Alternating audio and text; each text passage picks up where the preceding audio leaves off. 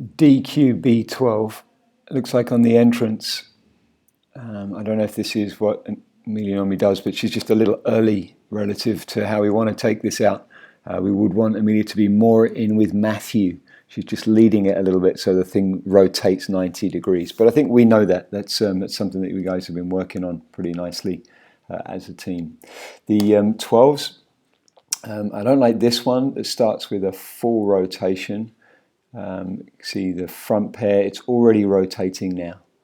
So if I leave that there, the piece actually goes backwards and shifts like a full 1.5 meters, which is super inefficient.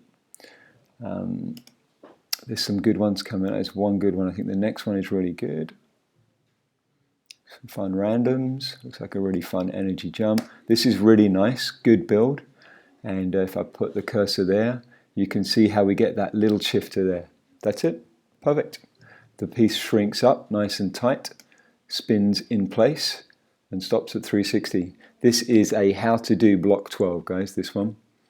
And the things that I think that are working really well is, I think,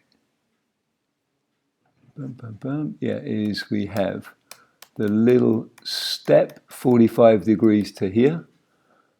Nice and tight, a little bit of patience to get to that picture rather than just spinning, which is what was happening on the first one.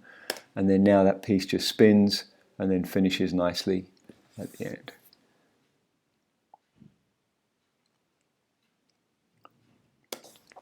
Okay, let's check out what's going on here.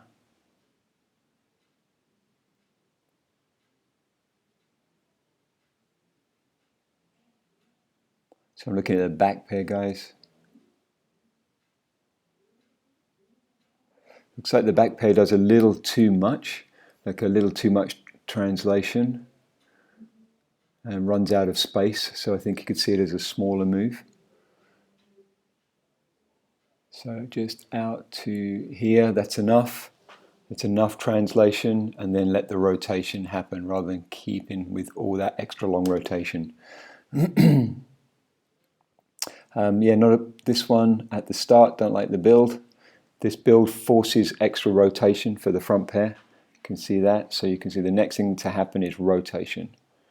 This one does manage to translate in the correct direction, but kind of away from the piece as well. At least it doesn't back up. Let's check this one. Oh, well, that was nice. That was a really good start. There's the target there. It's a really nice 12 target. There you go, Matthew. So that that's shorter move as well. Feed out and then rotate to the finish. And maybe what we were saying with regards to the 21 on the first session is allowing your body to keep rotating. We see a tendency here for you to just kind of press to the finish, which can be really useful for the next point, but just make sure that it doesn't hold Yora up. Just speak to him on that.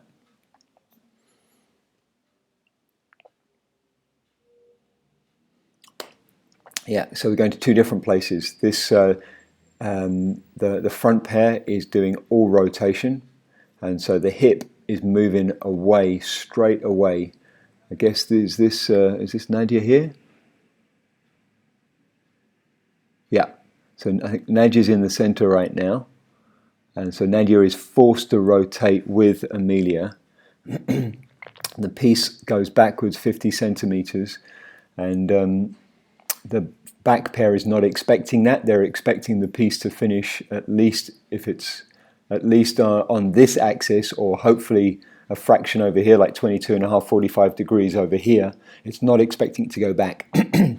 That's what I was saying about the difference in the technique. If you are going to spin in place, the back pair doesn't do any walking at all. It just spins around its center point and stays in place. But if the back pair is trying to walk when the front pair is just spinning in place or backing up slightly, then they don't meet at the same point in the tunnel. And maybe I've got this wrong. Maybe the technique, a better technique is just to spin the two pieces in place. Again, I did say we could discuss it. It would be kind of good to have a little chat about it.